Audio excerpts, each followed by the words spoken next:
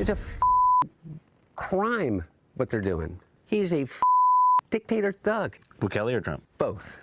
Oh, there's a lot where that came from. They kind of wore out the beeper, didn't they? Hunter Biden now sparing no one in a Scorcher Earth podcast appearance, his second one in 2 weeks. Good morning, everybody. A lot to say. I'm Bill Hemmer. Dana's got the week off today. We begin with this, Jillian, in New York. A little early in the morning for all the bleeping, but here we are. I'm Jillian Turner. This is America's Newsroom. So that profanity-laced rant is coming a year to the day, actually, after President Biden dropped out of the race. The former first son apparently still fuming now over that decision. He's blaming everyone, from James Carville to George Clooney. Listen. I agree with Quentin Tarantino. George Clooney is not an actor. He is a I don't know what he is. He's a brand. And by the way, and God bless him. You know what? He supposedly treats his friends really well. You know what I mean? Buys them things. And he's got a really great place in Lake Como. And he's great friends with Barack Obama. What do you have to do with anything? Why do I have to listen to you? What right do you have to step on a man who's given 52 years of his life to the service of this country and decide that you, George Clooney, are going to take out basically a full-page ad in the New York Times to undermine the president? He's not wrong about George Clooney anyway. We got Fox team coverage for you. Katie Pavlich and Kennedy are on deck first, so we go to Aishah Hasnie. She is on Capitol Hill this morning. Good morning, Aishah. Good morning. I wish I would have counted how many bleeps there were in that interview. Look, these are the first two post-election interviews that Hunter Biden has done. There's a lot of bleeps in there, a lot of excuses, and a lot of blame for really everyone but his dad. In the interview with YouTuber Andrew Callahan, Hunter blames his father's disastrous debate performance on the prescription sleep aid Ambien, and he says that Democrats simply overreacted to that debate. In a second interview with former DNC chair Jamie Harrison, Hunter unloads on the Democratic Party. He says George Clooney is not an actor. You heard that there. He's mocking James Carville as irrelevant, and he accuses David Axelrod of riding former President Obama's coattails. And he says this, that the left would have survived had Joe Biden stayed on that ticket, and that Democrats lost the election because they betrayed his father. We lost the last election because we did not remain loyal to the leader of the party. That's my position. We had the advantage of incumbency. We had the advantage of an incredibly successful administration. And the Democratic Party literally melted down. So, Jillian, all of this comes as House Judiciary Committee releases special counsel David Weiss's closed-door testimony on the Hunter Biden probe. And what we learned is that Weiss basically said prosecutors lacked enough evidence to prove that Hunter acted as a foreign agent, and that David Weiss even struggled to get support from the Biden DOJ when he was trying to find lawyers to hire that were willing to prosecute Hunter. It was very hard for him. But Hunter's foray back into the public sphere underlining this fractured Democratic Party, and also raises the question of whether or not this is just the beginning of a possible revenge tour, which would hurt the party even more. Jillian. All right, Aishah Hasnie on Capitol Hill for us this morning. Thank you. Two ladies chomping at the bit. I have Katie Pavlich here, and I have Kennedy here. And ladies, hello to both of you. Good morning. We can listen to more. I tell you what. Let's allow Mark Penn to frame this for everybody. Wonderful. All right, here he is on X. Mark Penn says this.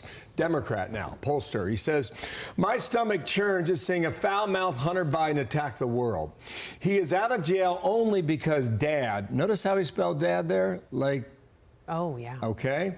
Pardoned him after he carried out a $20 million shakedown of shady foreign interests with the consent and participation of Joe Biden, and he paid no taxes on it. This was followed by fake painting sales. His laptop was 100% real, and what it revealed was horrific on all counts. From living with his dead brother's wife to fueling endless cocaine binges to abusing the trust of his dad's office, no one should pay him an iota of attention. Having said that, here we are today. Kennedy. I think that is a very succinct and accurate description, not only of the Hunter Biden interviews, but the state of the former first family, because they are obviously deeply wounded. And this is a last act of desperation, and people are putting him out there, not because it is going to heal the party, not because he is a tremendous analyst, but because they get likes, they get views. And in that respect, it's essentially pornographic. It's incredibly disturbing. disturbing to watch. It helps no one. I mean, it's certainly deeply entertaining for people who haven't been fans of Hunter Biden for a long time, but he's doing so much more damage to his dad, let alone the party. And who knew he could speak in Morse code? Yeah, great point. That's a good one. Good one. Go ahead, Jillian. A lot of folks, politicos, Katie, on Twitter, I noticed, are saying accurate message in terms of some of the critiques, wrong messenger, meaning people are kind of done with hearing Hunter Biden complain about anything at this point. Well, it is true that the Biden family was betrayed by the party. And everyone was in on Joe Biden's reelection. Let's not forget that they tried not to have a primary. They were suing to keep people like RFK Jr. off the ballot. They didn't want to have any competition leading into the summer of 2020. Then the debate happens and everyone is exposed. A month before that debate, George Clooney was walking Joe Biden off stage and holding a big fundraiser for him, asking people to donate big bucks to get him to the White House in November. So it is true that they were betrayed by the party, but this delusion that they could have won with Joe Biden is ridiculous. And it is true that Hunter Biden would be in federal prison, that his entire career has been based off of being connected politically. Now his father is no longer in office for a second term. He can't grift off of that. And so he doesn't really have anywhere to go. So he's not only defensive because A, it's dad, but B, because his entire living has been based on the ability to be connected politically, and now the Democratic Party has left the Bidens for dead. There's going to be more of this. Joe Biden is writing a book, I believe, and unless the Democratic Party deals with this issue, and they're not talking about it in their recent autopsy, they don't even name Joe Biden or Kamala Harris, they're not going to be able to move forward with voters because so much distrust has been lost. I mean, the Quinnipiac poll shows that only 12% or 19% of voters approve of the Democratic Party. Good luck with that. On your last point there, James Carville. My fix for the confused and leaderless Democrats. He writes, constipated, leaderless, confused, a cracked out clown car, divided. These are the words I hear my fellow Democrats using to describe our party as of late. The truth is they're not wrong. The Democratic Party is in shambles. To Katie's point, when are they going to move on?